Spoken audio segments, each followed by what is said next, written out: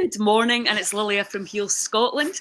And with me today, I've got Gary from the Mindful Enterprise. Gary, how are you doing? Thanks for coming on the podcast. I'm good, Lilia. How are you? I'm great altogether. So the Mindful Enterprise, it kind of says what it is on the tin, doesn't it? But can you just tell us, we'll start off by telling us, how did you come to create the Mindful Enterprise? So I initially was in a career where I spent 23 years in financial services working on, towards the end of my career anyway, the last sort of 12 years, I was in a change environment. So I was a project and program manager working on some large complex changes in the retail banking space. And I had, towards the sort of last 6 years of that, I'd started to do much more self-development and step onto that path of growth a bit more. And like many people have done, started to get a sense that what I was doing was not what I wanted to do forever. Mm-hmm. And my values were misaligned because I was ultimately working within the banking system, and that was not sitting right with me in terms of the direction that I was moving in and the information that I was starting to uncover regarding the broader things going on in the world. So I decided to take the leap of faith out of my contract job. I had a contract to do me till the end of the year. This was probably March or April 2016. And I came out of the contract six months or so early to follow this passion, which was to try to create something that would make mindfulness as a practice more accessible to more people and understood, because at that time it was on the rise in terms of people's awareness of it, but it wasn't really fully understood within the mainstream. And the business model came together by having, obviously, because of my experience of working in corporate, I decided to, put together some packages or some services to help to raise awareness of mindfulness and other well-being related topics, and to try to bring that into the corporate environment in an accessible way, in a practical way, based on the neuroscience, so that I could start to plant seeds within that environment, and with it, hopefully over time, start to see it, having an influence on evolving the corporate culture. So that was one aspect. But one of the main drivers, one of the main passions at the beginning was to do with children, and trying to get the knowledge about the mind, about emotions and how to manage them skillfully, and helping children and young people to access practices that could really support them in their growth journey. And so that was a key driver. So that was one aspect of the business then, was to see what we could do within schools. And then I got trained in sort of kids mindfulness programs to deliver that into schools. That was the initial area of focus. And then a little bit later, as the business has been evolving, create our own digital product, which is trying to bring some of these benefits in a course format, fun, engaging, into either schools or into homes for families to do at home. So it's adaptable for use at home or in schools. And that's called Superminds. So that was created I collaborated with a guy called Robin Harris on that. And Robin's he's a mindfulness teacher as well. He's someone who's got a real passion for Buddhist teachings, and he also had worked in schools as a primary teacher as well. So Robin had a lot of good experience to sort of bring to the table, and we collaborated on that starting back in 2020 when lockdown came in. And it's out there now, and we're just trying to look at different markets that we can try to promote that into. It's not been an easy journey to do that, but we're working with Edinburgh University at the moment in the consultancy students there who are trying to help us to look at different strategies around that. So that one's just a sort of slow burn on the side. But the other two sort of components that we had were looking at, obviously, providing services to individual consumers, people who were out there exploring their own path of development and maybe seeing mindfulness as something that maybe would create some opportunities for them to try to either enhance their well-being, improve some health-related aspects, or help them just to navigate life in a way that improved their relationships and allowed them to feel, feel supported along that journey with practical tools. So we've got that too, and within that wraps around it, I guess, is the whole community element. Doing stuff within the communities and trying to do some, more community-based projects that help to bring the benefits of mindfulness into communities. That's always been a kind of had an undertone throughout, but something that I think might evolve a bit more in the future. But that's the model. That was the model that was pulled together. Brilliant. So say there's somebody listening to this thinks, well, I would like to bring that into my home. What would they do, and what's the cost attached? What's a few things: the cost, the ages of the children that it's going to benefit most, and the time. So can you talk around that a little bit? Yeah. So for families, Superminds in particular is it's an 8-series course, and it's for children between the ages of 6 and 10. I would say that's the key development ages there. When we start to get into 11, 12 and beyond, the kids are getting a bit too cool for school and they're maybe less engaged in it. So the hormones kick in. Absolutely. I'm not doing this, all that kind of stuff. So, but that's not to say that 11, 12, even 13-year-olds might not get something from it. Yes. So they need to be mature and open to sit and watch it to see what they can get from it. So we're not saying they wouldn't get anything from it, but we're saying 6 to 10 is the key ages where we feel that they might be more open to engage in it. It's not an exact science. It could be slightly younger. It could be slightly older. Yeah, totally. Correct. Absolutely.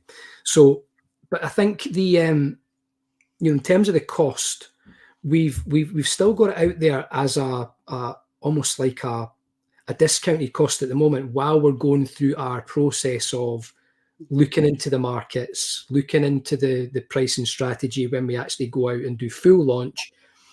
So we've got it on the website at the moment for $39.99, and it's not expensive, so it's accessible for people, and you might just get one or two little nuggets from it that might really help you at home with a kid. And I think, so it's a shame you can't come to the festival, but I mean, I do understand you prefer to be in Bali, so I'll let you off. Absolutely. But, it's a bad clash. It's so many parents are just struggling, and I watched that the interview with Jordan Peterson and Abigail, I can't remember her second name, who wrote about bad therapists, weak parents, and you're just like, oh my God. And when you're listening to it, you're going, so much of it's true. We as parents and as humans have been led to believe that other people know better than us. And that can, and sometimes they do, but when it comes to actually our child's well-being and their belief systems and their values, etc., really, do they? Because within the family, you may do it slightly differently. So I think that's a lovely thing to be able to bring in to your home. Really practical, very inexpensive, powerful tool, and also I think if you can get them interacting. I'm staying with my grandkids right now, so I always use that opportunity there before they go to sleep to really investigate how open they are and what they're starting to believe and think. And I think if they get, they're used to me, being the kind of cuckoo granny.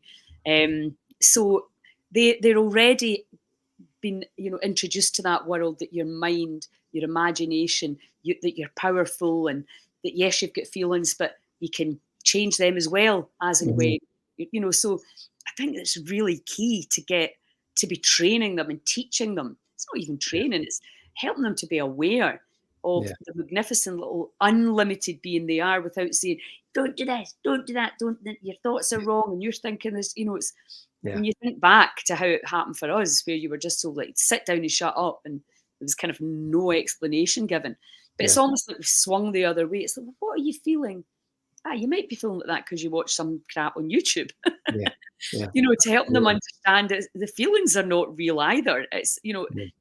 they can give you valuable information, but you need to Mm. learn that they pass too, and not Yeah. to get bogged down in a story around them, because Yeah. it's almost like we've gone the other way and we're making them feel that their feelings are very valid and real. And, when an act, and sometimes they are, of course, Mm. a lot of the time, again, it can be hormones, it can be junk diet, the Yeah. microbiome might be, there's so many reasons why you can be feeling that way. So I think empowering them to understand, and again, I think from a parental and grandparent point of view, to really have something to work with. And Yeah. again, it's like, it's no your mum saying it, it's no your dad saying it. There's another, it's another authority that's, giving it a different approach. So that's fantastic. Yeah. Well done. Yeah. So can you talk to also, what's the difference between, for people that haven't done any mindfulness, the difference between mindfulness and meditation? Well, mindfulness is a form of meditation. Mhm. So it's predominantly an attentional training, mindfulness, and but also has a psychological component to it as well.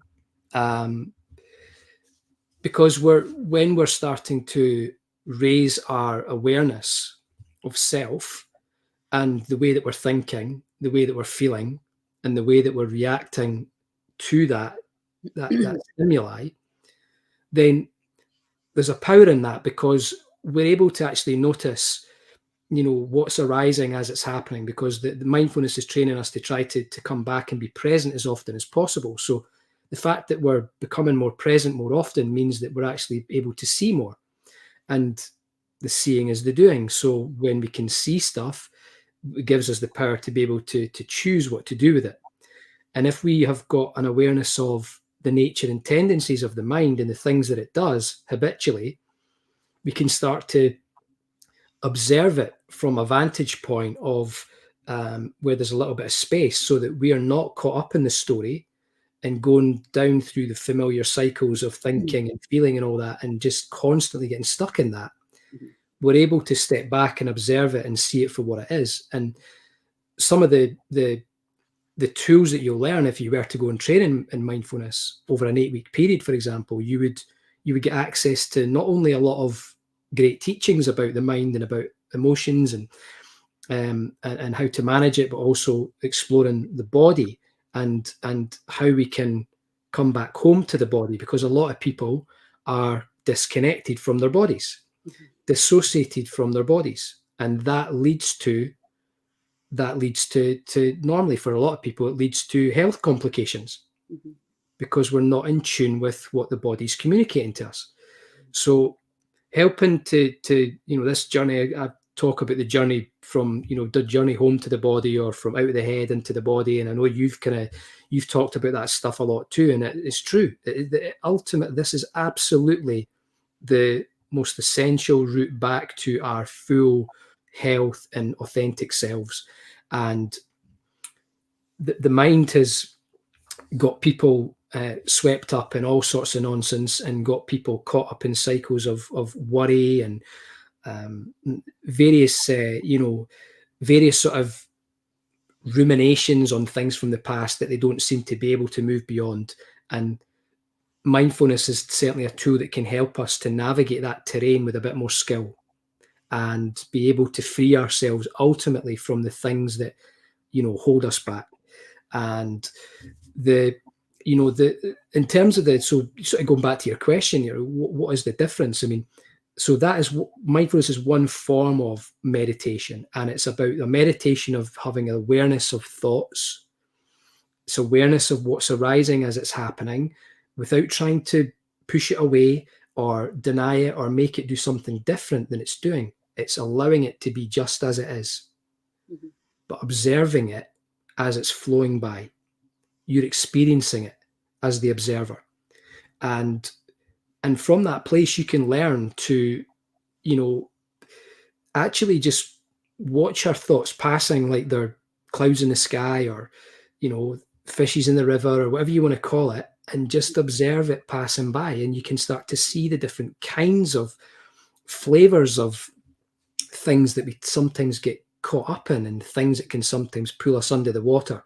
And when we start to see that more clearly, not only we're learning more about ourselves, but we're learning more about why we find ourselves in the same cycles of habitual um, feelings and thoughts and things like that over and over.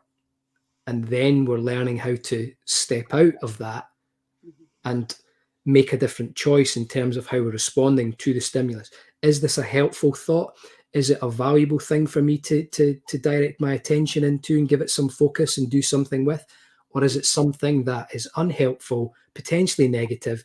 Can I just allow it to pass away with no action? Mm-hmm. And then we change, our lives will change on the back of that, because we're not getting involved in the stuff that is just the mind doing what the mind does, worries, distractions, taking us towards things that are trying to distract us from difficult feelings. So it's, leading us towards pleasurable things that are, can sometimes become addictions. So we're getting much more in control of that. But meditation in general obviously has many different forms of meditation. We can have visualization meditations, which is more sort of pictorial and using our imagination in our mind to create some kind of a picture or a story that we're going into. There's various different kinds, but there's, movement is a form of meditation as well. And that, for some people who maybe find it difficult to go into a seated meditation and be still because there's a lot going on and it's very uncomfortable for them, sometimes moving the body into stillness is the route in. So we need to move first in a flowing way that we can connect mind with body, and then it's easier for us to sit down and meditate in stillness. So yeah, Yes. they can all supplement each other. Yes. So we're sort of recognizing a pattern or a habit or a reaction, and we can identify whether it's helpful or not, and then we can interrupt it and change it. Is that? Well, the almost we're the teaching with mindfulness is not to interrupt the flow of the what we call the undercurrent, which is the flow of the thoughts and the arising of the feelings. Don't interrupt that. Let it be as it is. Allow it to be there on its own terms, and Don't just react to it. yeah, just Yeah. observe. Don't be quick to judge what's going on. Just allow it to unfold and get curious about it. And so we don't need to we don't need to kind of interrupt the thoughts. Let's say we're having a difficult thought, something that's quite challenging. So we don't want you to abruptly try to distract yourself from that. What we want you to do is just to maybe expand your awareness away from it a little bit, so that you can become more the observer to what's unfolding, rather than feel that you're getting caught up in the story. And when you can zoom back out of that picture and observe, maybe you can connect with your breath. And when you connect with the breath, that's the anchor that pulls you into the present moment. So then you're in the now, and you're like, oh, I've got some support here. I don't feel like I'm getting overwhelmed or pulled into this story. I'm watching it from a safe vantage point. So I can see that I'm not my thoughts. I'm the conscious witness observing what's unfolding. And that's the difference. And that's the teaching. That's what people have to learn to be able to do. And once they learn that skill, it's life-changing. Yeah, absolutely. I mean, it's letting go as well. It's just another form. And that's the thing, I think, because the mind's tricky, isn't it? Try to keep you, no, stay safe over here. Don't let anything go. Don't change anything, because it's trying to protect us. Yeah. So it's good to have all these different ways to look at it. Yeah. And then suddenly you get a, you just get that aha moment or that feeling of peace. There's somebody, Liz Kane, saying, "Hi Gary, sorry I can't stay. Good to see you." Hi, Liz. Yeah, Liz is lovely. Yeah, So another let's, mindfulness teacher. before we go on to talk about the retreat that's coming up, can you just say, like, how long? Because this, I did the healing codes last night with my grandchildren. My wee grandson's had sore knees, and he said this morning that didn't work. And I said, "Did you not? Do you remember you have to do it 3 times a day?" Yeah, He was like that. Oh, so I thought, well, that's interesting, isn't it? He thought, I mean, how great would that be? yeah, yeah. 6 minutes, everything healed. Absolutely, everyone healed. Yeah, But so it's a practice, isn't it? How yeah, I mean, everybody wants to know, like, well, how long do you have to do it for before you're at peace? yeah. So, but it's really something that on a daily basis. I know that. I mean, I've been practicing letting go for 2 decades, and still I get tripped up sometimes in attachment, Of course. you know. Yeah, So it's just that then you have a way of unraveling that for yourself, or allowing that, or witnessing it. And yeah, as soon as you stop judging it and trying to fix it and change it, the faster it can pass by, and the faster your awareness, the more heightened your awareness becomes. yeah. Of course.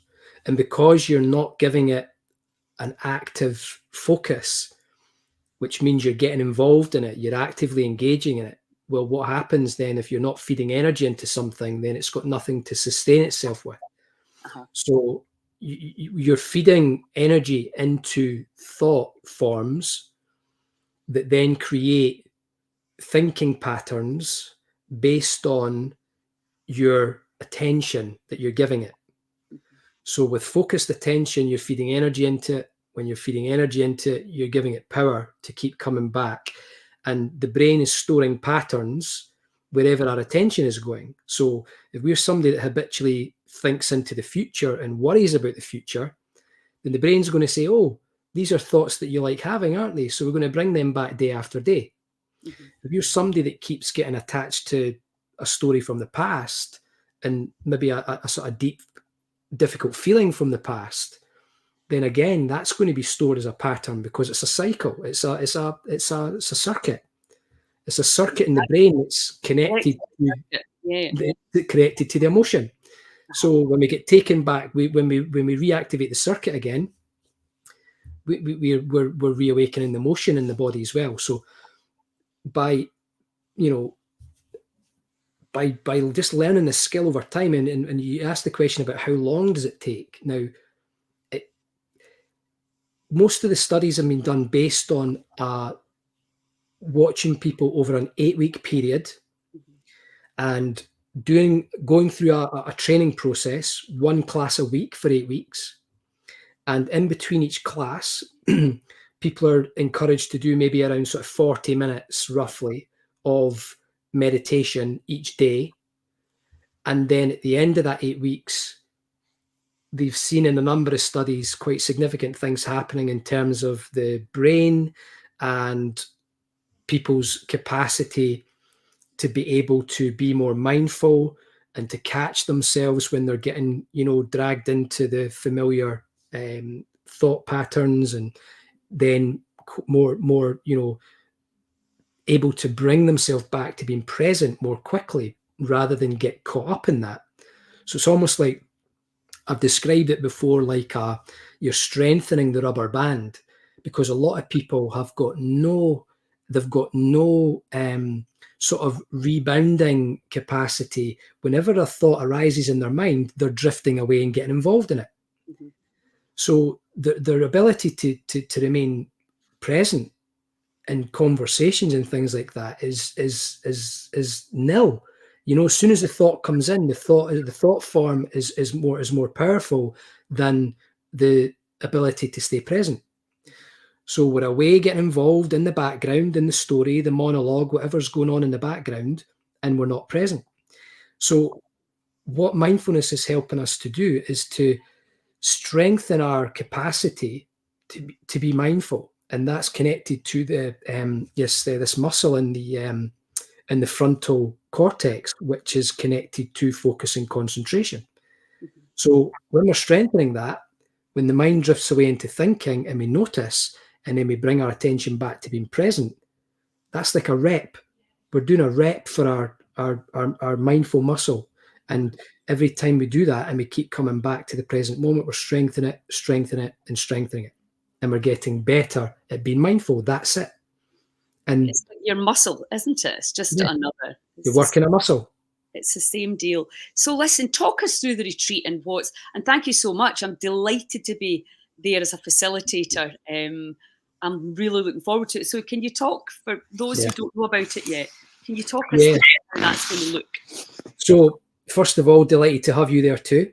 And the retreats we've been running these since about 2018, and they're mindfulness based, but we've introduced new things to them over the years. And now the kind of general format of it is that at the beginning, we'll start with a little arrival practice. We'll get everybody introduced. We will get everybody onto the mats, and then we'll start to go through our first practices of the day, which is about bringing people down out of their busy heads and down into their body through practices like polyvagal ones, which is about coming into the, unwinding the nervous system. And because a lot of people we've all got stored survival stress in our bodies. Mm-hmm. And when we start to take people down through that early process in the morning, they will notice big changes happening in their bodies. They might even be yawning a lot because we're releasing all the survival stress from the body. Mm-hmm. And then we'll move into more, maybe a more grounding mindfulness practice, settling of the mind and grounding into the body. And then as the day kind of moves on, we'll move into a range of different mindfulness, sound, movement, and other classic meditation practices, which have been put together in a skillful order so that it actually gets them gradually coming down, so that they start to feel settled and more calm in their bodies, moving the body. And then we get up and we get them out into nature and the beautiful surroundings of Dalkeith Country Park. There's now an option for people to take their shoes off and walk bare feet through the park and go into the river at the end. We can wash our feet there. So we're connecting in with all the senses where we're doing a mindful walk. The park is beautiful at this time of year. Yes. And then in the afternoon, in between that, we've got tea breaks where we feed them with lovely snacks, healthy snacks. We've got the cafe at lunchtime where we can go and get some nice food as well. And in the afternoon session, it's a bit more of the same, but different practices. We do like a sound bath, different kinds of practices where we're introducing them to new themes and different ways of training their mind. And by the end of the day, people go away and they are absolutely recharged and feeling much different to when they arrived. That's the general sort of format of it. Yes, yeah. Oh, I can't wait. Even when you're talking through that, I'm so there in my mind. Yeah. And you're going to get the benefit of it when you're not guiding practices. Well, exactly. That's what's so nice. And, that was the kind of unintended consequence I got with the Goddess gatherings, that much as I do quite a bit of presenting on the day one, I just had the benefit of all of that healing 5 times. And, even the Monday and Tuesday afterwards, I was having these really elevated states. And I was like, oh my God, I hadn't considered how nice that. And especially once the Saturday's over, it's just other teachers that take over on the Sunday. So it was absolutely that. And that's what we noticed at the festival last year, was how much all the therapists enjoyed it. They come and they do their hour or their 90 minutes. And then they just went to all these other different amazing teachers. And it was just, everybody got so much out of it. Yeah. Fantastic. What's the dates again? So 23rd and 24th of March, and we're at Dalkeith Country Park in Edinburgh, just on the outskirts of Edinburgh. And what's your website? Let me put that. Let me put it in the box. Yeah. Mindful Enterprise. It should come up. It should. And then I'll just pop it in here, and then people can just go straight there and. Yeah, so on the link's on the website. Under you'll see a link on the menu on the website for courses and retreats. Yes, I've got it here. I'll just pop it in this box, and then it's easy for people. You know what it's like, you can forget. Yeah, absolutely. And we're actually celebrating our 7th birthday at this retreat. So we're going to have a couple of nice little things on the day that will just, celebrate our Happy 7th birthday birthday. to us. Yeah, yeah. So Right. it's been in truth, it's been 8 years that I've been, this has been On in this journey. in the works on this journey, but 7 years of trading, because we started trading in 2017, the spring. But all the time, the sort of second half of 2016, it was about pulling the business case together and getting the business model right. And while there's been, there's definitely been some changes in the model, and for good reason, it needed to be, because I was overworked and I know probably that's carrying too much stress. I know you'll feel that yourself. absolutely. I'm just going to put the Superminds link in as well, Gary, because I think Ah, that's so helpful for families. I would yeah, really like to just get it here for my yeah, grandkids. yeah, Awesome. Right, listen, great. we can keep chatting about this, but I know that you've got another client you need to see, so we'll carry on this conversation. It'd be really nice to talk more about Superminds itself and really how Yeah. and schools. I've got a friend, she just lost her mum, so she wouldn't, I wouldn't talk to her about it right now, but Mm, knows that things have to change in the schools. We all know things have to change, yeah. but I think we're still kind of hoping somebody else will do it, and we're now starting to realise, no, it has to be. We Has have to to be take us. responsibility and our power back. Absolutely. So listen, have a wonderful day. Thank And you. You too. thanks for your time, and I'll chat to you really soon. Chat soon, Lilia. Take care. See you.